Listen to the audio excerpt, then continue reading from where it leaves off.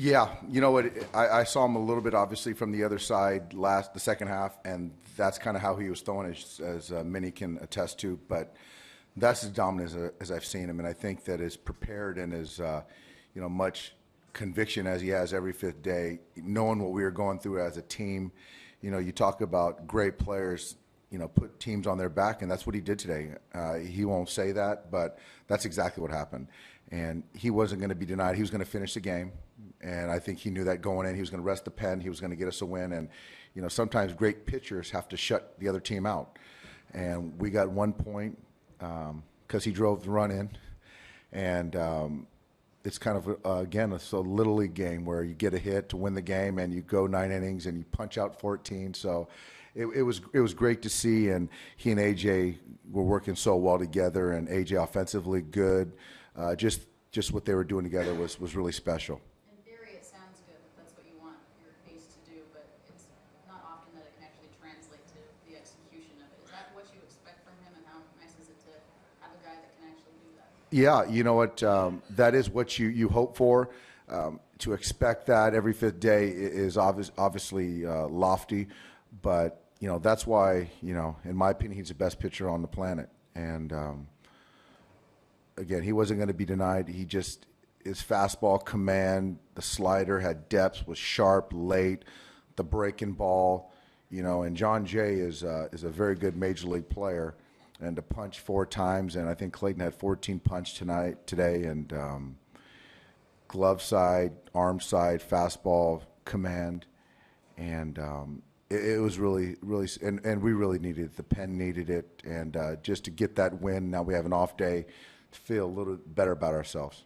How about the tandem of AJ and Clayton doing it both mentally, obviously, calling the game and working with one another, but physically too, AJ with the double and then Clayton bringing him in? Yeah, you know what? I think that, AJ was excited to be in there and stop this streak. And so to have him behind the plate and blocking balls, but also to give us, 3 good at-bats today. And we needed every bit of AJ Ellis today. And he gave it. And even when he was on the bench, he's, pulling hard for guys. And so we didn't break out offensively today, but the goal is to win baseball games, and we won a major league game.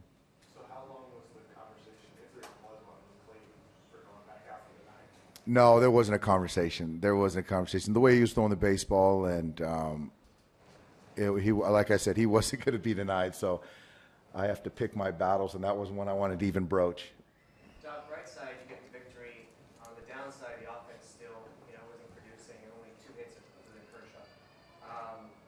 What do you start to do differently, or anything at all now that it's 7 days? Yeah, maybe just a change, maybe a day off. Get to the East Coast, get on the road, and we might come alive. But honestly, Pomerantz, you look at this homestand, 7 games. As far as stuff, that's the best pitcher. Fernandez, and then Pomerantz was right there with him. Really, this guy was really, really good today. So I think that in light of how we've been struggling offensively, it's a little bit more magnified. But an isolated sample of today, Pomerantz was really, really good. Honestly, how bad did you need this win? How badly? You just don't, I don't want to say desperate, but it's like, for Clayton to take 2 turns in the rotation and to come up with 2 losses is tough to swallow. And so those are days that when he takes the mound 32 times, 33 times, you got to win a large majority of those games, and to lose 2 in a row would have been tough. So, suffice to say, it was huge for our guys. Dave, did you notice anything in Kershaw's demeanor after the way his last start went leading up to this one, as far as stewing over the way that ended? Yeah.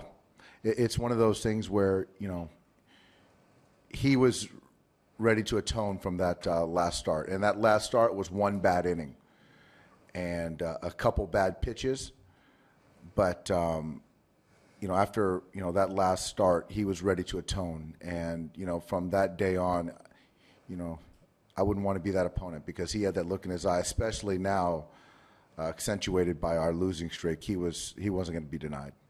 Speaking of that, because of that 1 bad inning last outing, and I think it happened in the 7th as well as the 6th, when he got first and third with 1 out there, was there anything crossing your head, maybe I need to go out and talk to him, or maybe I need to get someone else? What was your thought No, because I think that in that situation, he was obviously he's throwing the ball really well. He probably had 10 punch outs at that point in time, and he gets Will Myers to a 3-2 count. Then it's a ground ball through the right through second base, and then Matt hits a flare. So it's first to third with one out, and so he had Upton right there and just bear down. So at that point in time, he's still making good pitches, so it wasn't really a stress. But even where he was at, he dialed it up and made pitches.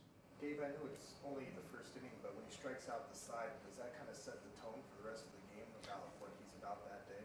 Well, that's exactly what I said to the guys in the dugout, is the tone's already been set. So once he had that inning and we come back into the dugout, and those were my exact words, because Clayton set the tone for us right there.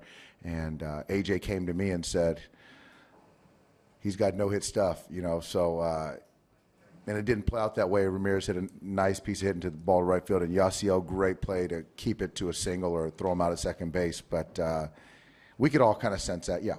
He did it on 11 pitches. I mean, did it seem even more dominant than a normal Clayton Kershaw striking out the side? Yeah, because I think that what was happening is that his fastball he was getting the call on the outside edge for called strikes, and then the slider off that where he wasn't missing, he wasn't running counts. It was 3-4 pitch at bats. Yeah, exactly. Doc, he's gone 7 or more now in every single one of his starts. When is it time to kind of start looking at his innings? With a guy like Clayton, I'm nowhere near that. Honestly, he's been dominant outside that one inning, but we've given him early on the season with respect to off days. We've pushed him back, as well as our other starters. So he's as strong as he can be right now.